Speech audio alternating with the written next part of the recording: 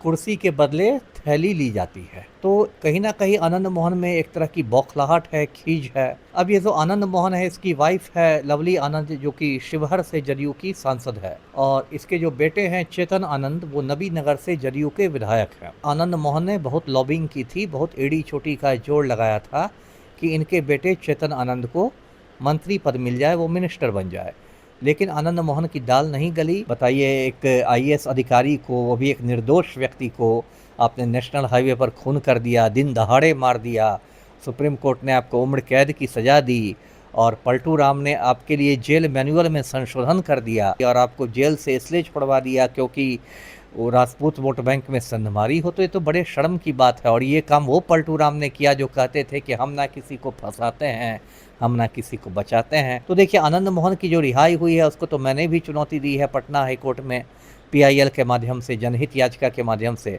और कृष्णैया साहब की जो वाइफ हैं उमा देवी, जो हैदराबाद में रहती हैं, उन्होंने भी सुप्रीम कोर्ट में चुनौती दी हुई है और अभी वो मामला सुप्रीम कोर्ट में लंबित है। बीते दिनों चर्चा था कि आनंद मोहन के जो बेटे हैं उनको मंत्री बनाया जाएगा, मंत्रिपरिषद में जगह दिया जाएगा, लेकिन उनको जगह नहीं दिया जाएगा। हो सकता है कि इसी के गुस्से में उन्होंने इस तरह का बयान दिया हो। इन्हीं सभी मुद्दे पर बात करने के लिए हमारे साथ पूर्व आईपीएस अमिताभ दास सर हैं। सर, सबसे पहले आपका स्वागत है। जी, बहुत धन्यवाद आपका। सर, आनंद मोहन जी ने जो आरोप लगाया है और आज जदयू के प्रवक्ता ने जो सफाई दिया और सफाई देते हुए कहा कि जो आनंद मोहन जो पहले जेल में थे और जेल से उनको बाहर लाया गया है, नीतीश कुमार का ही देन है कि उनको बाहर लाया गया है, क्या कहिएगा? जी, सही कहा आपने। आनंद मोहन का एक बयान काफ़ी वायरल है 1-2 रोज़ से, और उसमें बयान के 2 मुख्य बिंदु हैं। पहला बिंदु तो उन्होंने कहा है कि नीतीश कुमार को ज़िंदा दफ़ना दिया गया है, और दूसरा बिंदु ये है कि उन्होंने कहा है कि जदयू में कुर्सी के बदले थैली ली जाती है। मतलब पद जो है वो बेचे जाते हैं।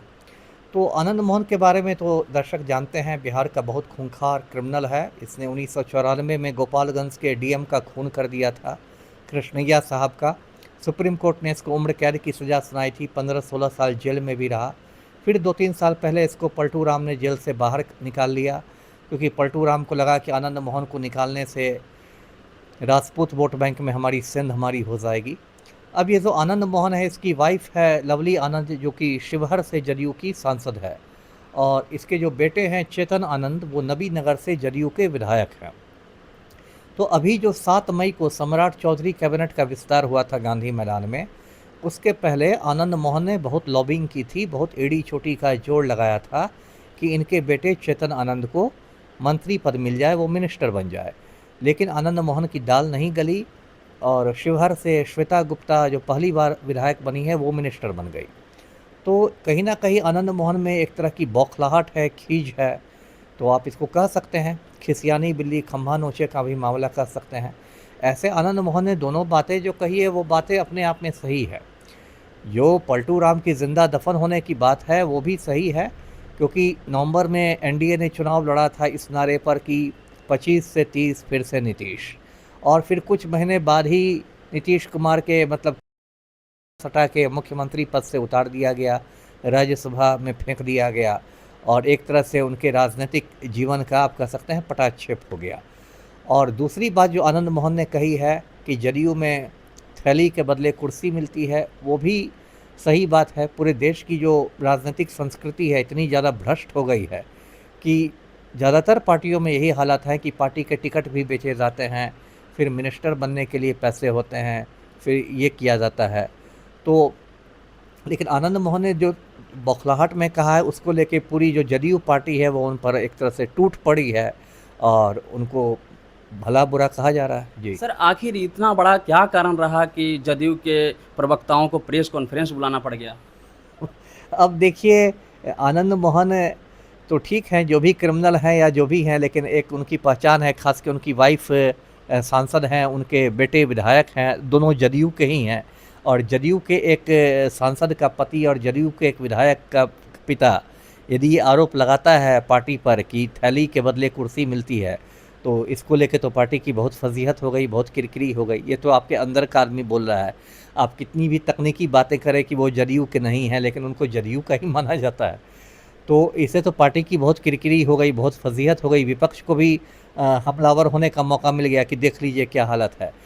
तो इसलिए सर, ये आपको तो सफाई देना कानूनी व्यवस्था पर बहुत बड़ा सवाल खड़ा होता है कि अगर आप कितना भी बड़ा अपराध कर लें और अगर आप सत्ता का आपको सहयोग मिलता है तो आप जेल से बाहर हो सकते हैं। अब इसमें क्या शक है? इसमें क्या शक है? ये आपने सही कहा कि बताइए एक आईएएस अधिकारी को, वो भी एक निर्दोष व्यक्ति को आपने नेशनल हाईवे पर खून कर दिया, दिन दहाड़े मार दिया, सुप्रीम कोर्ट ने आपको उम्र कैद की सज़ा दी और पलटू राम ने आपके लिए जेल मैनुअल में संशोधन कर दिया, बिहार के कारा हस्तक नियम में बदलाव कर दिया और आपको जेल से इसलिए छुड़वा दिया क्योंकि वो राजपूत वोट बैंक में संधमारी हो। तो ये तो बड़े शर्म की बात है और ये काम वो पलटू राम ने किया जो कहते थे कि हम ना किसी को फंसाते हैं, हम ना किसी को बचाते हैं। तो देखिए आनंद मोहन की जो रिहाई हुई है उसको तो मैंने भी चुनौती दी है पटना हाई कोर्ट में पीआईएल के माध्यम से, जनहित याचिका के माध्यम से। और कृष्णैया साहब की जो वाइफ हैं उमा देवी, जो हैदराबाद में रहती हैं, उन्होंने भी सुप्रीम कोर्ट में चुनौती दी हुई है और अभी वो मामला सुप्रीम कोर्ट में लंबित है। तो देखिए उस पर क्या कोर्ट का फैसला आता है, अभी वो मामला बंद नहीं हुआ है। सर, एनडीए से एक विधायक हैं और केंद्रीय मंत्री जीतनराम मांझी जी का समधिन हैं जी। और बाराचट्टी से विधायक हैं, उनके ऊपर कल हमले हुए हैं। उनके क्षेत्र के लोगों ने रोक लिया और उनके ऊपर हमले किए, उनके जो सुरक्षाकर्मी थे, उनके साथ भी बदसलूकी किया गया है। क्या कहिएगा? अब क्या कहना है, देखिए बिहार में जंगल राज समाप्त हो गया है और महाजंगल राज शुरू हो गया है। अब जब एक माननीय विधायक और वो भी एक महिला विधायक सुरक्षित नहीं है, तो एक आम आदमी बिहार में क्या सुरक्षित होगा। अब ये केंद्र में मंत्री हैं जीतन राम मांझी, बिहार के पूर्व मुख्यमंत्री भी हैं, इनकी समधन है ज्योति देवी, ये बाराचट्टी से एमएलए हैं, महिला विधायक हैं और कल किसी कार्यक्रम से लौट रही थी, उसके बाद कुछ असामाजिक तत्वों ने घेर लिया इनको और इनके ये कहती हैं कि गाली गलौज किया गया, धक्का मुक्की हुई इनके सुरक्षा कर्मियों के साथ भी। तो ये तो बात बताती है कि बिहार में जो विधि व्यवस्था है वो बिल्कुल ध्वस्त हो गई है और जो गुंडे मवाली हैं उनमें कानून का भय बिल्कुल ख़त्म हो गया है। हमारे जो मैट्रिक फेल मुख्यमंत्री हैं सम्राट चौधरी बड़ी बड़ी बातें करते हैं कि हम पाताल से अपराधियों को खोज के ले आएंगे, हम अपराधियों का गया में पिंड दान करवा देंगे, हम अपराधियों के फ़ोटो पर माला पहना देंगे, लेकिन ज़मीन पर तो कुछ दिखाई नहीं दे रहा है कि अपराधियों में कुछ डर पैदा हुआ हो।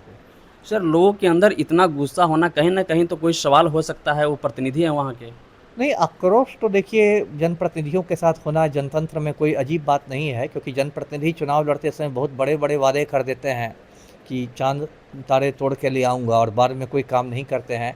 लेकिन इस तरह से आक्रोश को व्यक्त करना गलत है ना? जनतंत्र में हिंसा के लिए कोई जगह नहीं है। आपको यदि आक्रोश व्यक्त करना था तो उसके शांतिपूर्ण तरीके भी हैं, है ना? लेकिन ये जो हिंसा यदि हुई है, धक्का-मुक्की और गाली-गलौज और मारपीट, तो ये तो गलत है, सरासर गलत है। सर, इस मामले को जातीय रूप भी दिया जा रहा है, कहाँ तक सही है? अब वो तो जो बिहार में माहौल बन गया है, हर चीज़ में एक को लोग जातीय चश्मा से देखते हैं। इसमें भी यादव बनाम दलित वाली बात की जा रही है कि ज्योति देवी दलित हैं और उन पर हमला करने वाले जो थे, वो यादव थे। अब पता नहीं इसमें कितनी सच्चाई है। कई बार जानते हैं ऐसे मैंने देखा है, मैं बहुत सारे ज़िलों में एसपी था, तो जब जातीय बात नहीं भी होती है, तभी वकील साहब सब एससी एसटी एक्ट लगवाने के लिए उसको थोड़ा जातीय रंग दे देते हैं कि भाई ऐसे बोल दीजिएगा कि मुझे जाति सूचक शब्द कह के गाली दी गई तो उसमें एससी एसटी एक्ट लग जाएगा, तो उसकी धाराएं जो हैं गैर जमानती हैं, तो बिल लेने में मुश्किल हो जाएगी। ऐसा भी होता है। जी। अगर सर आप जनप्रतिनिधि हैं और जनता का अगर सवाल है, तो एससी-एसटी एक्ट लगाना कहाँ तक सही है?